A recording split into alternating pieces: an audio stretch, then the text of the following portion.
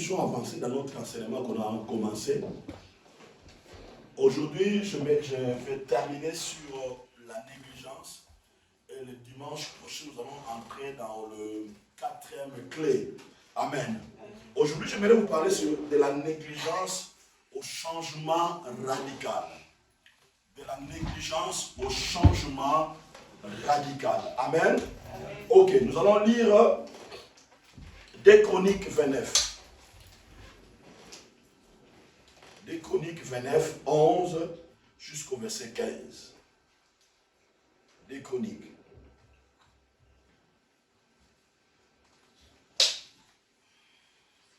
Des Chroniques 29, 11 à 15.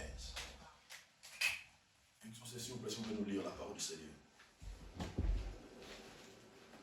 Quant à vous, mes amis, ne vous montrez pas négligents, car c'est vous que le Seigneur a choisi pour vous tenir devant lui, prêts à célébrer le culte et à brûler leur sang en son honneur. Voici les Lévites qui s'avancèrent, Mahat, fils d'Amasai, et Joël, fils d'Azaria, du clan de Kehat, Kish, fils d'Abdi, et Azaria, fils de Yehalela, du clan de Merari, Yoa, fils de Zima, et Eden, fils de Yoa, du clan de Gershon, Shibri et Yeil, du clan d'Elisapha, et Sachari, et Matania, du clan d'Asaph, Yel et Shemi, du clan d'Eman, et Shemaya et Ouzien, du clan Netoudou. Ils réunissèrent les membres de leurs clans respectifs et se purifièrent tous, puis selon l'ordre du roi, conforme à la volonté du Seigneur, ils se rendirent au temple pour le purifier. Amen. J'aimerais que vous puissiez me suivre. Vous savez, ça fait des années, j'ai découvert beaucoup de choses dans la Bible. Et je me suis rendu compte que des clés qui sont dans la Bible, aujourd'hui, le monde l'utilise pour leur développement ou pour les réussites. Parce que, avant la parole de Dieu, aucune parole n'a existé. Alléluia. Avant la connaissance de Dieu, aucune connaissance a existé. Avant la Bible, aucun livre a existé. Alléluia.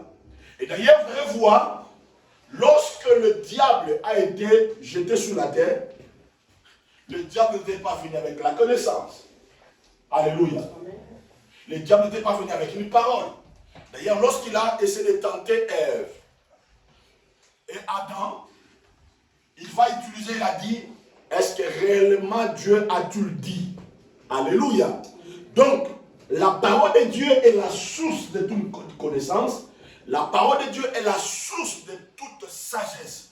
Et Dieu nous a donné sa parole, en fait que nous puissions l'utiliser, en fait que nous puissions réaliser son plan qu'il a mis en place pour nous sur la terre. Donc, la parole de Dieu est la source qui nous permet de réussir sur tous les domaines de notre vie.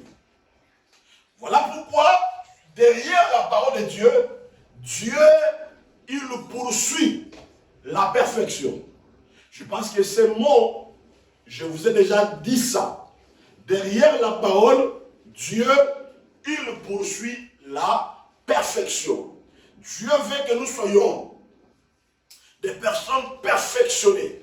Et c'est ça la volonté de Dieu. Alléluia. Mais il y a un problème.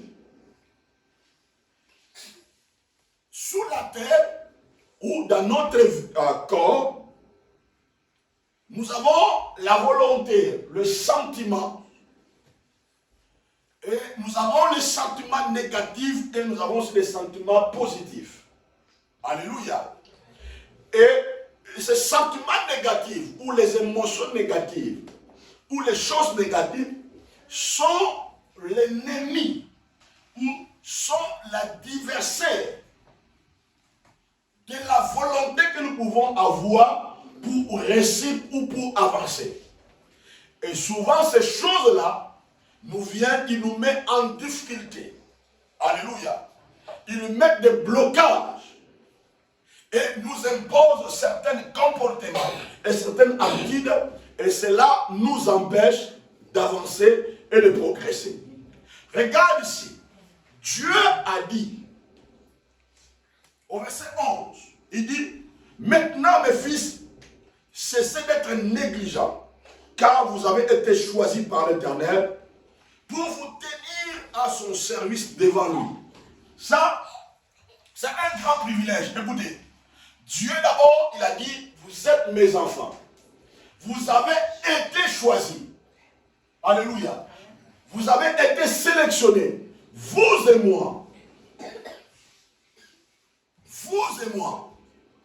Nous avons été sélectionnés par Dieu.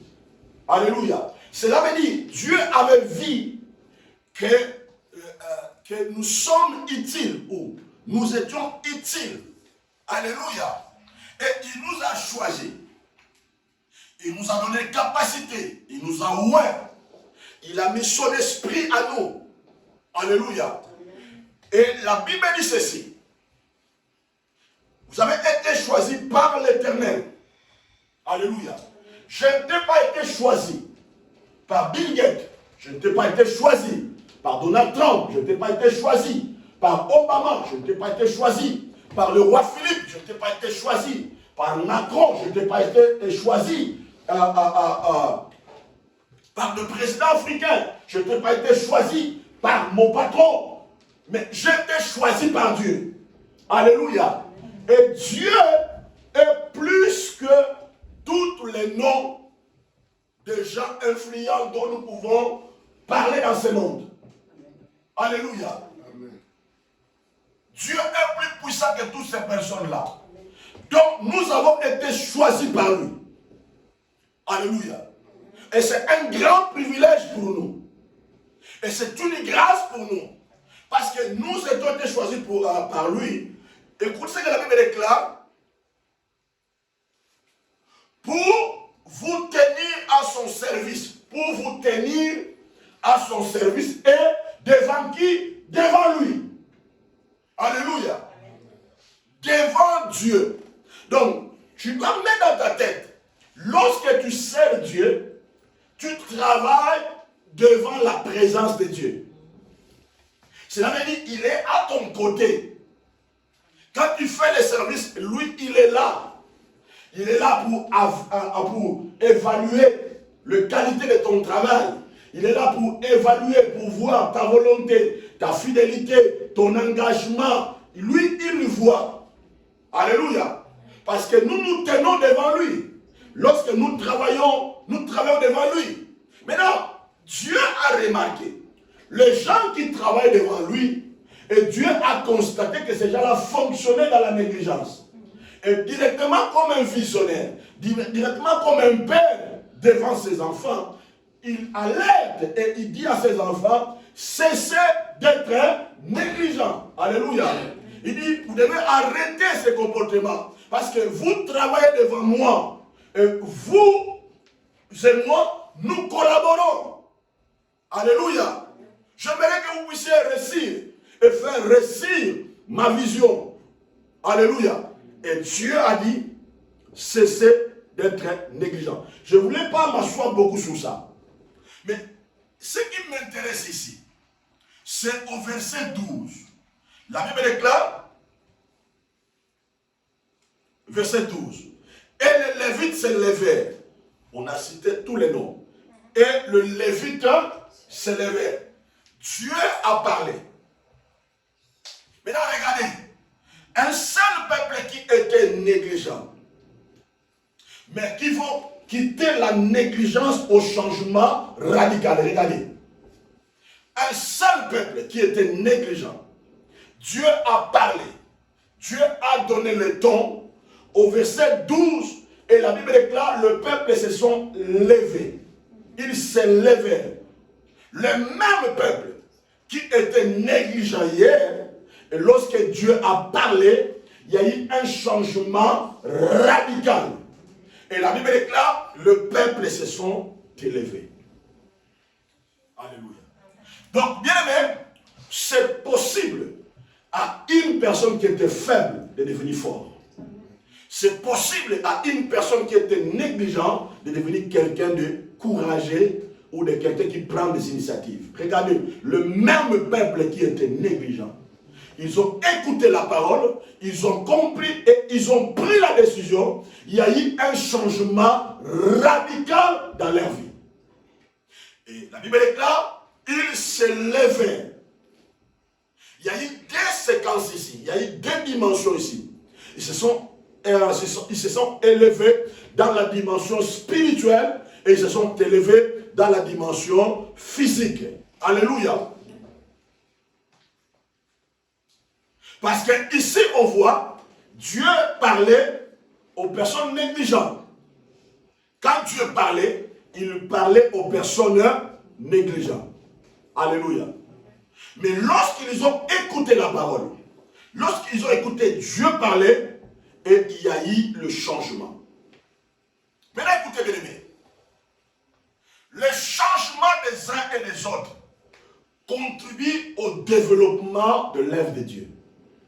Le changement des uns et des autres contribue au développement de l'œuvre de Dieu, ou contribue au développement de l'Église, contribue au développement de ton mariage, contribue au développement de ton entreprise, contribue au développement des choses dont tu fais. Parce que lorsque tu quittes la négligence pour opérer dans la dimension du changement, les changements vont prendre place. Les choses commenceront à bouger. Les choses commenceront à changer. Parce que ce que beaucoup de gens ne comprennent pas, la négligence, c'est un esprit centré sur tes propres volontés. Alléluia. Et c'est ça la négligence. La négligence, c'est un esprit centré sur ta propre volonté. Maintenant, lorsque ta propre volonté tombe et que tu t'alignes derrière la volonté de Dieu, tu t'alignes derrière la parole de Dieu, les choses commenceront à changer. Alléluia. Et le développement va prendre place dans ta vie. La Bible déclare, les Lévites s'élevèrent. Dans notre sens ici, ils étaient alignés derrière la vision de Dieu. Quand on dit qu'ils se sont levés ou ils s'élevèrent, dans notre sens, ils sont maintenant alignés derrière la vision de Dieu. Lorsque la négligence tombe, on s'aligne derrière quelque chose qui amène au changement. On s'aligne derrière quelque chose qui amène à la lumière. On s'aligne derrière la vision. Alléluia. Cela veut dire, tu laisses ta propre volonté. Ton corps qui était habitué à d'autres choses, et ce changement-là va directement changer ton corps. Va directement changer tes habitudes. Va directement changer ton comportement. Tu vas t'aligner et quelque chose de positif va prendre place dans ta vie. Vous savez, parfois dans notre bouche, nous déclarons des choses par ignorance. Lorsqu'on nous demande, parfois, arrêtez de faire ça, arrêtez de faire ça, arrêtez de faire ça. Souvent, il y a un mot qui sort de notre bouche. Et derrière ces mots-là, se cache l'esprit de la négligence. Qu'est-ce que parfois nous déclarons? Nous disons parfois, je vais essayer. Je vais essayer. Amen. Je vais essayer. Je vais essayer. Mais souvent, nous oublions. Derrière le phrase que tu déclares, je vais essayer, cache l'esprit de la négligence. Je vais vous expliquer. Un jour, j'ai partagé cette verset hier dans le groupe, dans la groupe. La Bible déclare, Pierre et Jean montaient au l'air de la prière. Maintenant, ils arrivent, regardez, ils montaient à l'heure de la prière. Maintenant, la Bible déclare, il y avait un paralytique. Vous comprenez? Il y avait un paralytique. Parce que, à l'époque, Dieu avait interdit. Un paralytique ne peut pas entrer dans les temples. Ce n'était pas une discrimination. Mais ce mot-là avait un sens spirituel. Parce qu'un paralytique ne peut pas amener le développement. Quand quelqu'un est paralytique, cela n'a pas l'impact seulement sur son corps physique, mais cet handicap-là frappe aussi son esprit. Frappe aussi ses habitudes. Et souvent, un paralytique n'amène pas le développement. Un paralytique n'amène pas les choses. Quelqu'un qui a l'handicap au niveau mental, au niveau du comportement, ne peut jamais amener le changement. Maintenant, quand Pierre est arrivé devant les gens, ils ont parlé à la personne. Ils ont dit, nous n'avons ni or ni argent. Mais ce que j'ai, je te le donne, lève-toi et marche. Maintenant, suis-moi très bien ici. Suis-moi très bien ici. Il a parlé au paralytique. Si le paralytique avait dit, je vais essayer de me mettre debout, la chose n'allait pas marcher. Amen. Parce que le miracle ne s'opère pas aux gens qui essayent. Mais le miracle s'opère aux gens qui prennent les décisions, qui disent que c'est possible, je vais le faire. Donc le paralytique n'a pas dit que je vais essayer de me mettre debout. Tout d'un coup, il s'est mis debout. Alléluia. Et Pierre et Jean l'ont soutenu. Alléluia. Donc Dieu soutient les gens qui se mettent debout par leurs propres efforts. Qui ne se disent pas que je vais essayer. Parce que quand tu dis que je vais essayer, en réalité tu ne le feras pas.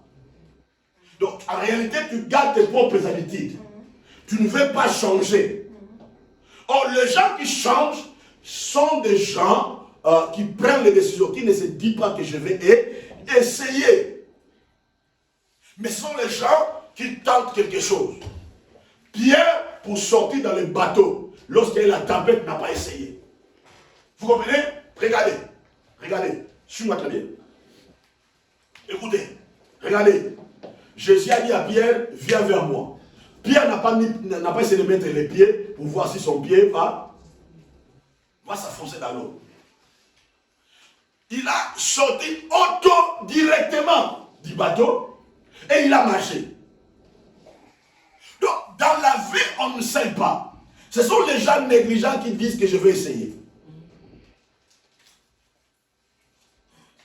Et si tu veux échouer dans la vie, continue à essayer et tu vas échouer. Alléluia. Tu vas échouer. Parce que la négligence, c'est un esprit. Alléluia. Qu'est-ce qu'on voit ici? On voit la complicité de l'exécution. La Bible déclare, ils ont réuni leurs frères. Ils ont réuni tout le monde. Ils ont appelé tout le monde. Il a dit, Dieu a parlé. Alléluia. Souvenez-vous lorsque je vous avais enseigné sur la crainte collective. Les choses marchent lorsque nous tous on se met ensemble. Alléluia.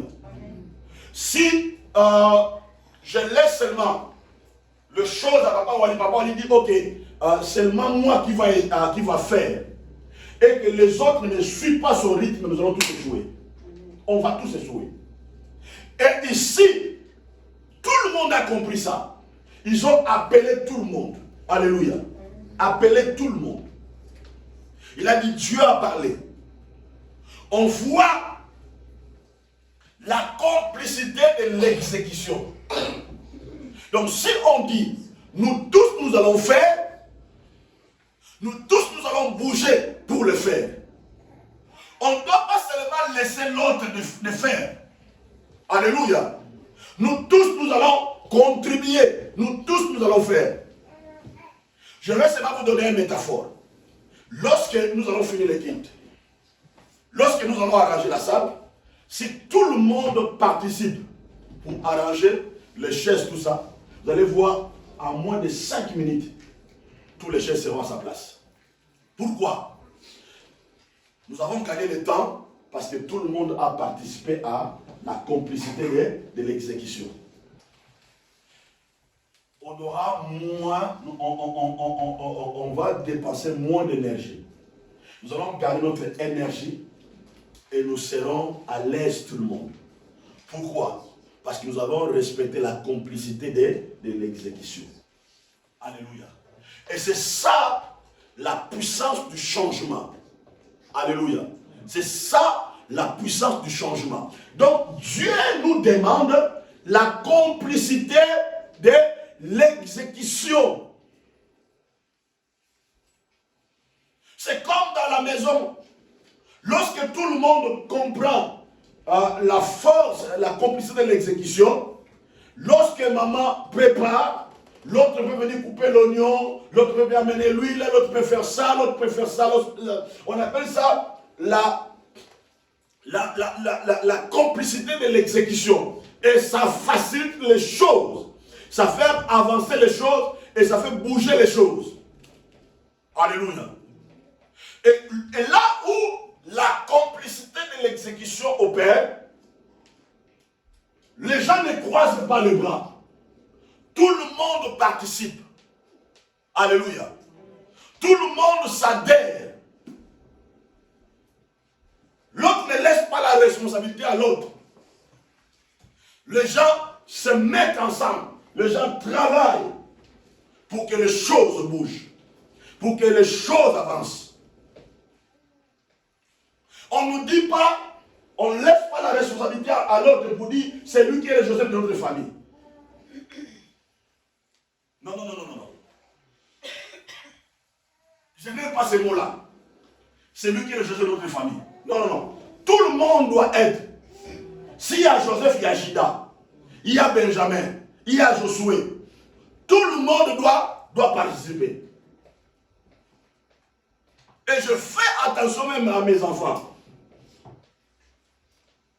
Je leur dis, ici, il y a Joseph, il y a Judas, il y a Benjamin, il y a Josué, il y a Moïse. Donc tout le monde doit participer.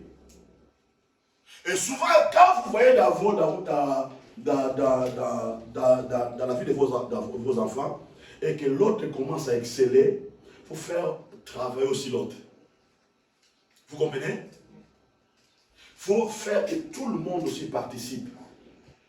Celui qui excelle, essaie de travailler la personne, découvrir ses secrets, et lui aussi transmet les secrets à ses frères ou à ses sœurs, afin que tout le monde soit dynamique. C'est pour ça que vous allez voir, dans le principe royal, on donne la dotation royale à tous les enfants. Vous comprenez? On donne la dotation royale afin que tout le monde soit égal. Et c'est le principe du royaume. La complicité de l'exécution. Lorsque le ton est donné, tout le monde doit participer. Tout le monde doit se donner. Il y a l'activité dans l'église. Il y a contribution dans l'église. Il y a l'activité dans l'église. Tout le monde participe. Tout le monde se donne. Et ça bouge les choses et ça développe les choses au sein de la communauté. Alléluia. Et quand cet esprit opère, la négligence n'aura pas de l'espace, n'aura pas sa place, parce qu'il y a un changement qui est exécuté par l'ensemble de tout le monde. Alléluia. Alléluia. On voit quoi? On voit ici, ils avaient intégré la vision d'une manière dynamique. Ils avaient intégré la vision d'une manière dynamique. La Bible déclare, ils se levaient. Dieu a parlé. Ils ont intégré la vision d'une manière dynamique. Au niveau de leur comportement, au niveau de leur habitude, ils ont intégré la vision d'une manière dynamique. Et quand ces caractères opèrent, ça active le changement, ça active le miracle. Je vais lire le verset, écoutez. Au verset 12. Les Lévites se levèrent quatre fils de Amasaï, Joël, fils d'Azaria, fils de Keta, Tita, le fils de Méranite, qui sont déjà cités les noms, Azaria, tout ça. Et regardez le verset 15. Ils réunissent leurs frères. Et après être sanctifiés, ils virent pour purifier la maison de l'Éternel, selon l'ordre du roi et d'après le parole de l'Éternel. Suis très bien ici. Il y a trois choses ici à voir. Ils réunirent leurs frères. Après être sanctifiés. Ils réunirent leurs frères après être sanctifiés. Le mot, écoutez, ils réunirent leurs frères après être sanctifiés. Dans l'autre sens, ils ont compris que nous étions des négligents. Après être sanctifiés, il y a eu un changement radical. Vous comprenez? Il y a eu un changement qui s'est opéré dans leur vie. Parce qu'avant d'aller, ils se sont sanctifiés. Dans l'autre sens, ils ont changé les caractères, changé les habitudes, changé les comportements. Maintenant, regardez ce qui va se passer. Ils vivent pour purifier la maison de l'Éternel. Tu ne peux jamais purifier la maison de l'Éternel si toi-même tu ne te sanctifies pas. Vous comprenez? Je répète, tu ne peux jamais purifier la maison de l'Éternel si toi-même tu ne te sanctifies pas. Alléluia. Donc d'abord, avant d'amener le changement dans l'œuvre de Dieu, toi-même, le changement doit commencer d'abord par toi-même. Alléluia. Le changement doit commencer d'abord par toi-même. Il vit pour purifier la maison de l'Éternel. Il vit maintenant pour purifier la maison de l'Éternel. Cela veut dire pour amener la purification. Cela veut dire rendre les choses droites. Amener le développement. Amener la croissance. Contribuer pour purifier la maison de l'Éternel. Amener la lumière dans la maison de l'Éternel. Selon l'ordre du roi, d'après la parole de Dieu. Écoutez, un leader, il donne l'ordre. Amen. Un leader, il donne l'ordre. L'ordre, c'est le ton. Amen. Regardez. Selon l'ordre du roi. Les membres obéissent à l'ordre du roi. Mais d'après la parole de l'Éternel. Parce que tout l'ordre qu'un leader donne, cet ordre-là doit être fondé par la parole. Et lorsque le peuple obéit à l'ordre, en réalité, il obéit à la parole de l'Éternel. Alléluia. Cela veut dire, nous devons avoir notre soubassement à la parole de Dieu. Donc, lorsqu'on obéit à l'ordre qu'un leader donne, en réalité, nous obéissons à la parole de l'Éternel. Maintenant, lisons toujours des Chroniques 29, verset 19 à 21.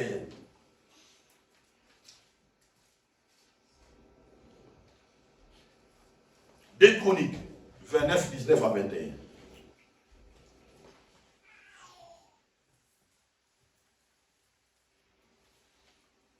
S'il vous plaît.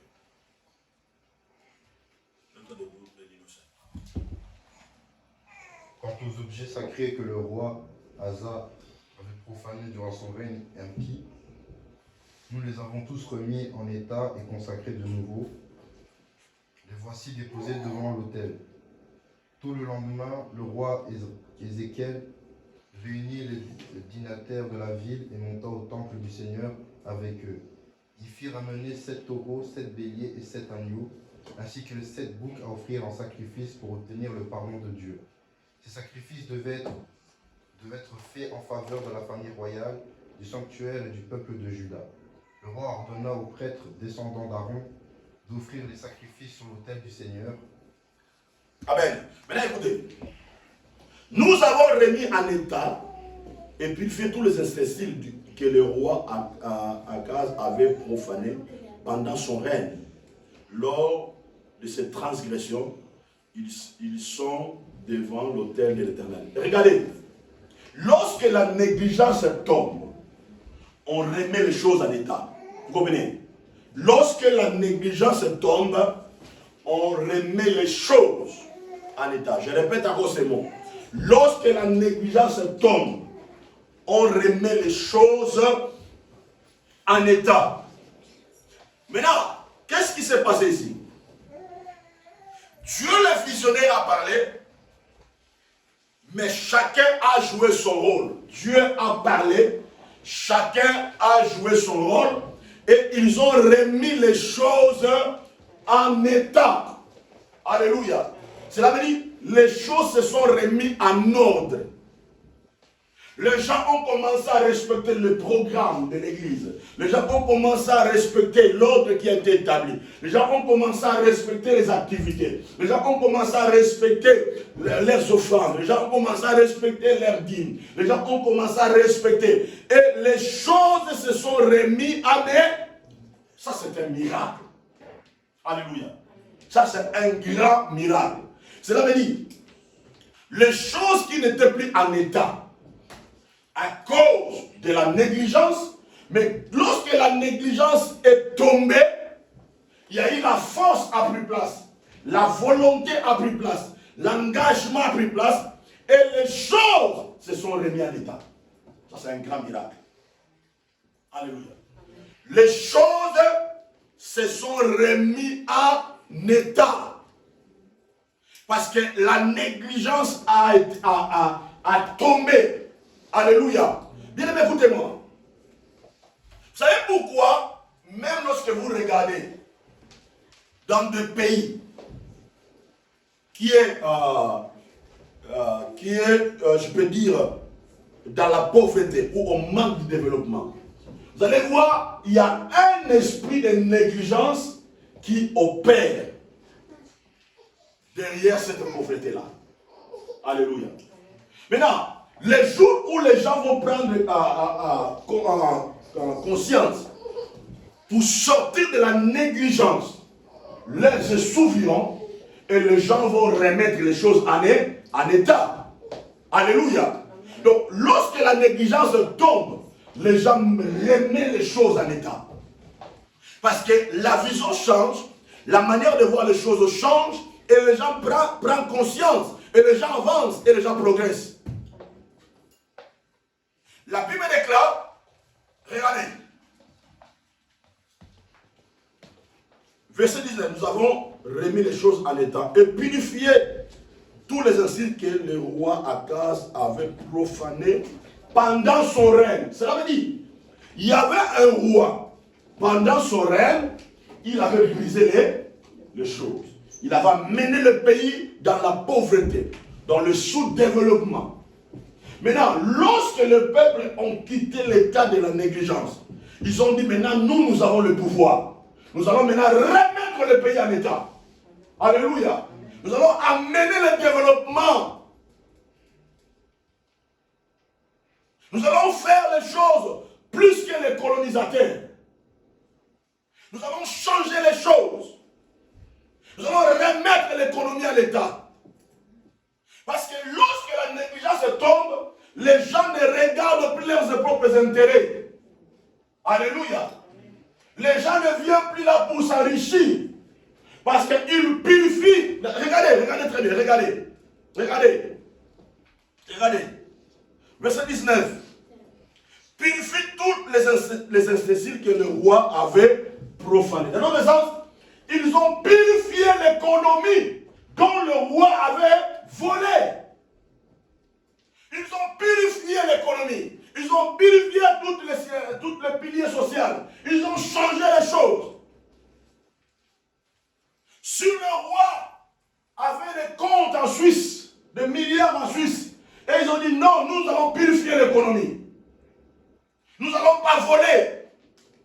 Nous allons changer les choses ici.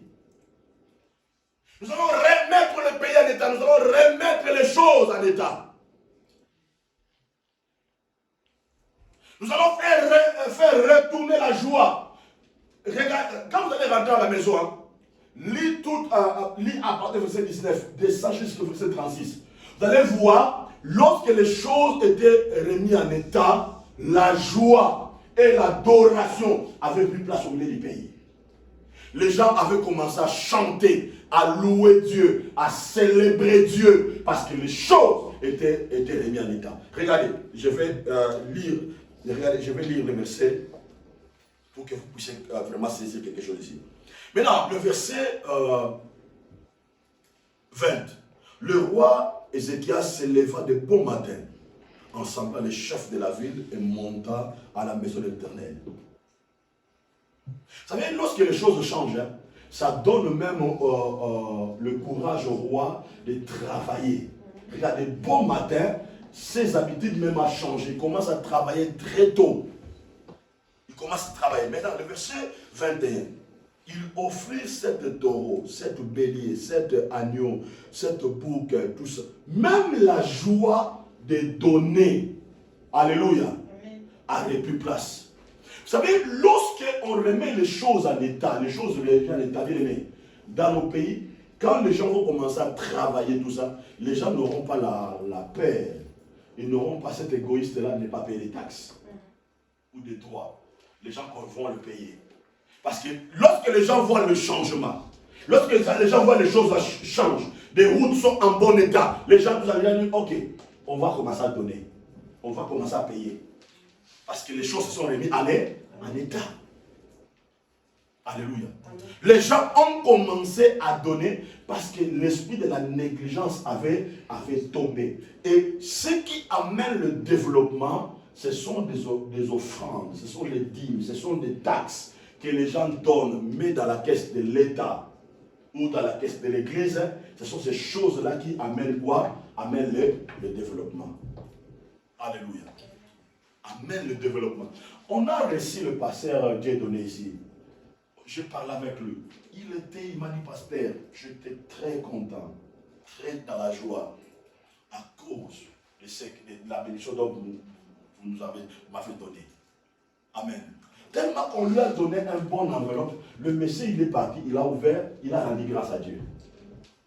Vous comprenez? Il a dit gloire à Dieu, il a remercié l'église, tout ça. Non seulement lui, ses prédécesseurs, des pasteurs qui ont passé avant lui, et aussi dans le témoignage. Parce que lorsqu'on remet les choses en état, les gens contribuent, les gens donnent tout ça, ça attire la bénédiction. Et lorsque vous lisez ces versets bibliques jusqu'en bas, vous allez voir que Dieu a béni maintenant l'église.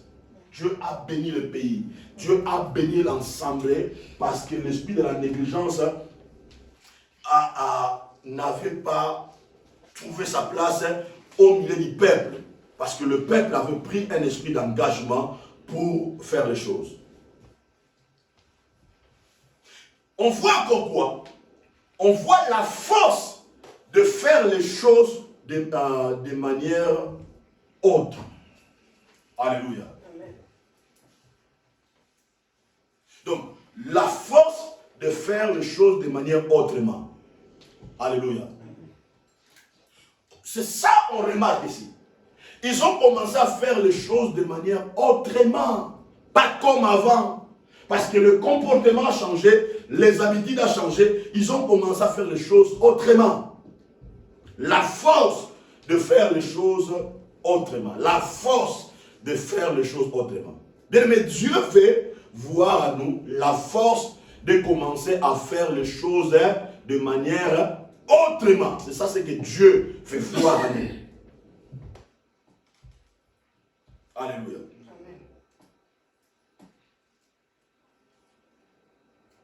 Quand la négligence a tombé, ils ont commencé à faire les choses de manière autrement. Écoutez bien aimés, tout ce que vous nourrissez grossit. Tout ce que vous nourrissez grossit. Quand vous prenez la semence, vous prenez un arachide, vous le mettez, vous créez la fumée, vous mettez là-dedans. Lorsque vous commencez à jeter, vous mettez de l'eau, tout ça, ça va commencer à faire quoi? à grossir, à pousser. Maintenant, tout ce que vous nourrissez de manière négative grossit. Tout ce que vous nourrissez aussi de manière positive grossit. Donc, si vous nourrissez votre négligence, cette négligence là va grossir. Et lorsque ça va grossir, ça sera trop tard. Ça va te mettre en danger. Alléluia. Et tout ce que vous nourrissez aussi de manière positive, ça va grossir et ça va mener aussi des bénéfices dans votre vie. Ça va mener des gains dans votre vie. Voilà pourquoi il est important, bien aimé, ne nourrissez pas les choses négatives. Parce que lorsque tu crées des habitudes négatives, tu crées des mentalités négatives, des comportements négatifs, ça va commencer à grossir. Ça va grossir. Ça va te suivre. Amen. Et lorsque toi-même, tu vas commencer à voir que ça devient un danger, pour créer un changement, ça va te prendre beaucoup de temps. Amen. Et ça te demandera aussi beaucoup de prix à payer. Amen. De prix à payer.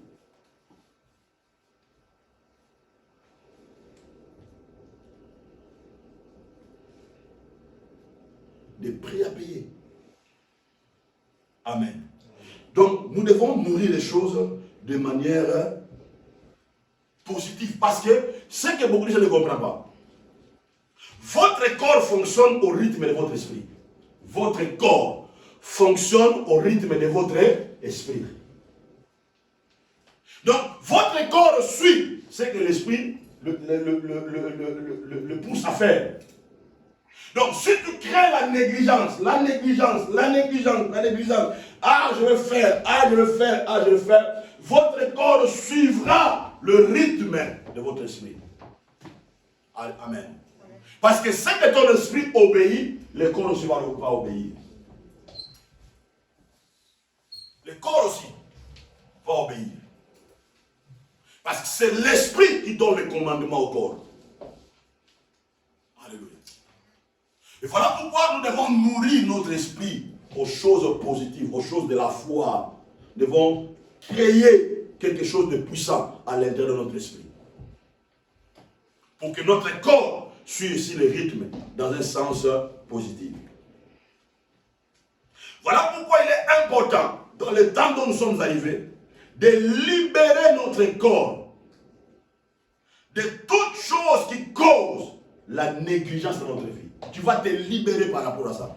Prie à Dieu, demande au Saint-Esprit de t'aider. Il s'agit de gêner, tu cherches la face de Dieu. Ça te crier du Seigneur, libère-moi de l'esprit de la négligence. Je vais accomplir de grandes choses sur la terre. Je vais avancer, je vais t'honorer, Seigneur. Libère-moi de l'esprit de la négligence. Saint-Esprit, dirige-moi, conduis-moi. Parce que la négligence vous éloigne loin du plan de Dieu.